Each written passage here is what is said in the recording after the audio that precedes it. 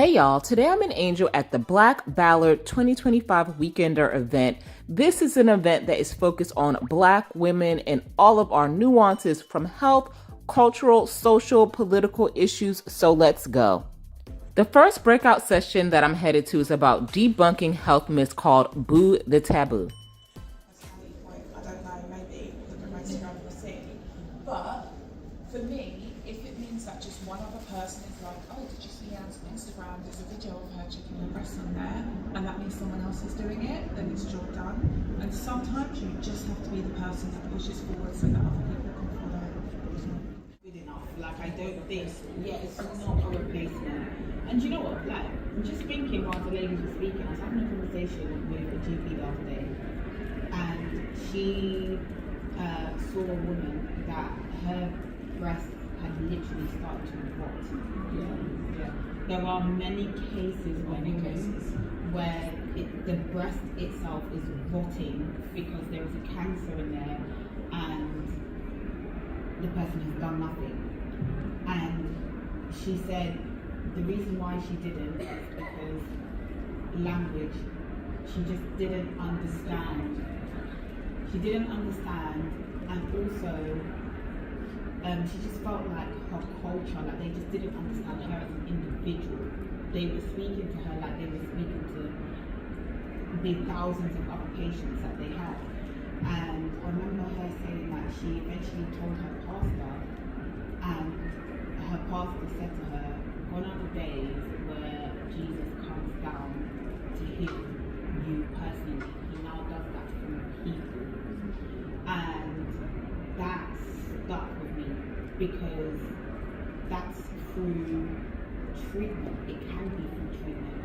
It can be from different, like the radiotherapy machines, the medicine that you take.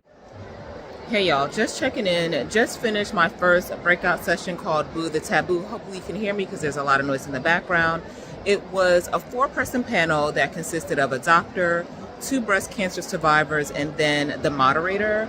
And they basically talked about the importance of advocacy in terms of if you feel like something is off within your body, make sure that you are advocating for yourself. And they gave you like tangible tips, like when you go to the doctor, sometimes they give you so much information that you zone out or you're not really paying attention. So use like your voice memo to like record your session, and the importance of if you feel like you're not being heard by the doctor or the specialist to, follow up by a complaint and asking for second opinions, and, taboos about how religion can sometimes be, a blocker in terms of people saying stuff like, oh, just pray the cancer away or use bless oil on your lump or your tumor rather than going through chemotherapy.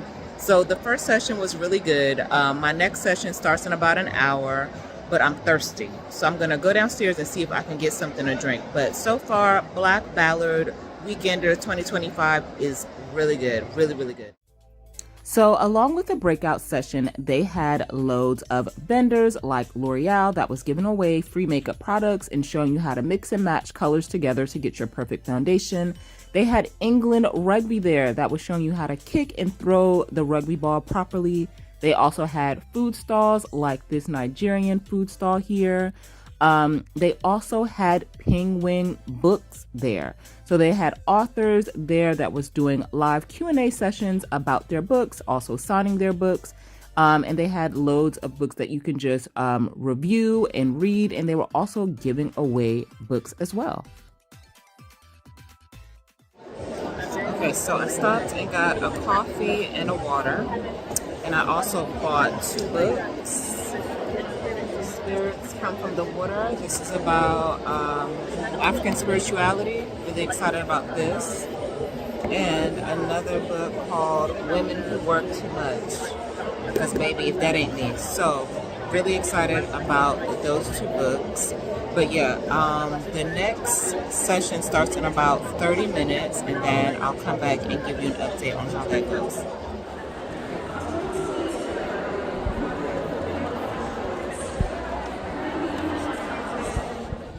And what is this?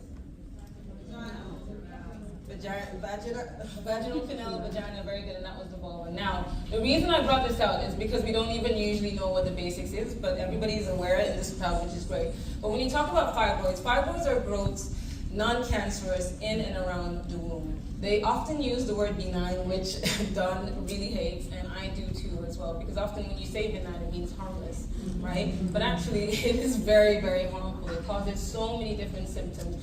For around 50 to 60% of individuals who have them. Not everybody will have symptoms, but often if you do have symptoms, it can be quite severe, quite debilitating, and it can really change your life. There are 4 different types of fibroids. There's the intramural fibroid, which is bang on in the middle of the muscle. There's a submucosal fibroid, which pushes against the lining of the womb. There's a subserosal, which pushes against the outer wall of the womb. And then there's the pedunculated one, which hangs, you know, with a stuff, either inside or on the outside, okay? Now, fibroids can cause different symptoms like this.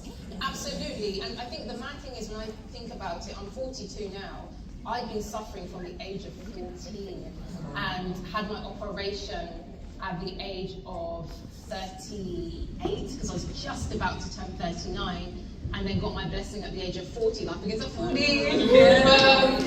It's been a long, hellish road, and that's ridiculous. Yeah. It's really bad, and that's why I want to change things. Yeah, absolutely, absolutely. It's a mirrored experience. I had similar. My journey started I had quite disruptive periods my whole life. I thought, I guess this is that. At 25, I decided to go and see my GP, who actually advocated for me, so I know I'm a one-on-one circumstance. And the words that came out of her mouth were, I'm a woman, so I understand. And having that safety net in that moment made me feel like, okay, I can be carried along this journey, despite the fact it did take 6 years for me to get a diagnosis. And similar to what Dr. Aziz was saying, if you have one condition, it doesn't mean that you're susceptible to others. You're not susceptible to others. So I had cysts, I had polyps, and I had fibroids.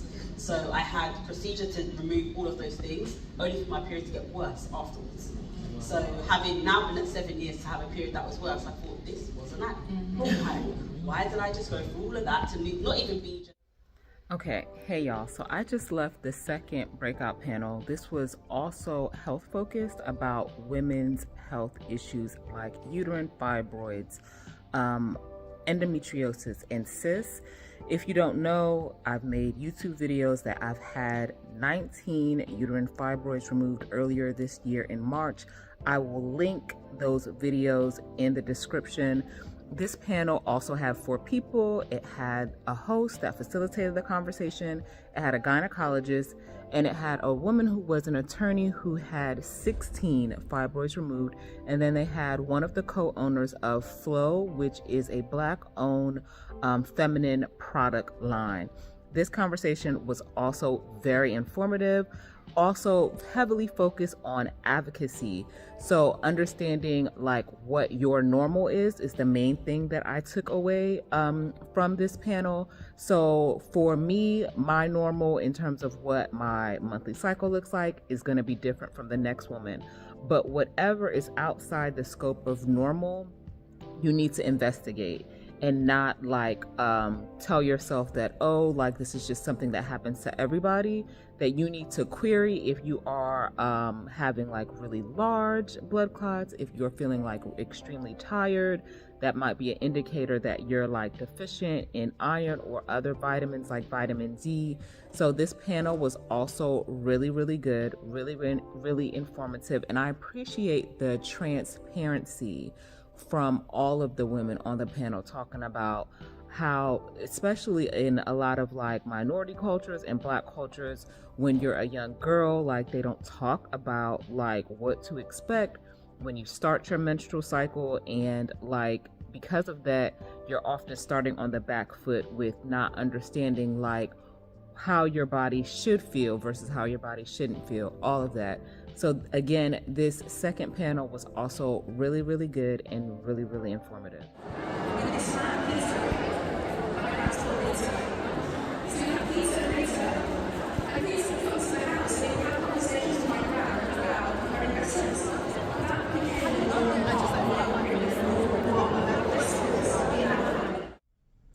Hey y'all, so I made it back home from Black Ballad Weekender 2025. It was such a great event. So it's actually a 2-day event, all day Friday and all day Saturday. I only attended on Saturday. So next year, maybe I'll attend both days, but it was really good. It was well organized.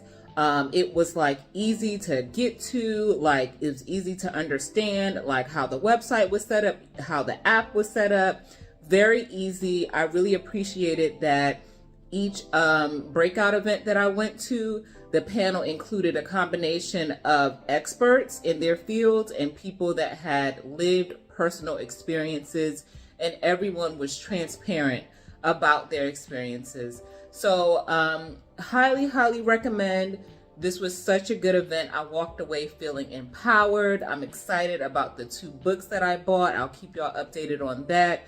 And make sure that you like, share, and subscribe to my channel because I post new videos every Monday and you don't want to miss it. And on a side note, my channel recently reached 500 subscribers. Thank you all so much. So the next milestone is 1K.